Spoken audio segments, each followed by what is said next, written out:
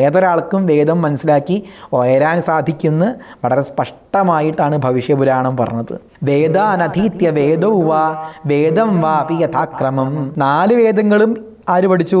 ചണ്ടാളരും ദാസന്മാരും അതുപോലെ ആഭീരന്മാരും ധീവരന്മാരും ഒക്കെ പഠിച്ചു. ധീവരന്മാർ എന്ന് പറഞ്ഞാൽ ആരാണ്? മുക്കുവന്മാരാണ്, മത്സ്യബന്ധനമൊക്കെ ചെയ്യുന്നവരാണ്. ആഭീരന്മാർ പശുക്കളൊക്കെ മേയിച്ച് നടക്കുന്നവരാണ്. ശ്വാതഞ്ചാൽ, ശ്വാവ് എന്ന് പറഞ്ഞ നായ എന്നർത്ഥം, നായയെ ഭക്ഷിച്ചവരായിരുന്നു ശ്വാതന്മാർ.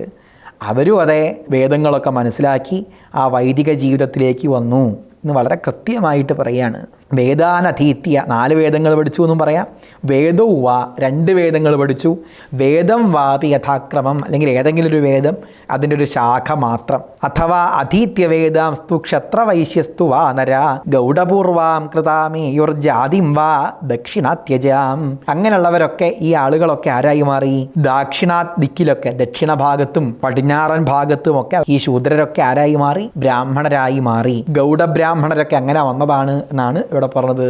ഭവിഷ്യപുരാണത്തിൽ 1-ാമത്തെ പർവ്വത്തിൽ പറഞ്ഞത് ഉൽക്കലന്മാർ, ഗൗഡബ്രാഹ്മണർ, ഈ ഭാഗത്തുള്ളവരൊക്കെ അങ്ങനെ ഉയർന്നു വന്നതാണ് എന്ന് വളരെ സ്പഷ്ടമായി പറയുകയാണ് ഭവിഷ്യപുരാണത്തിൽ. വീണ്ടും അവിടെ ധാരാളം ഉദാഹരണങ്ങൾ എടുത്തു പറയുന്നുണ്ട്.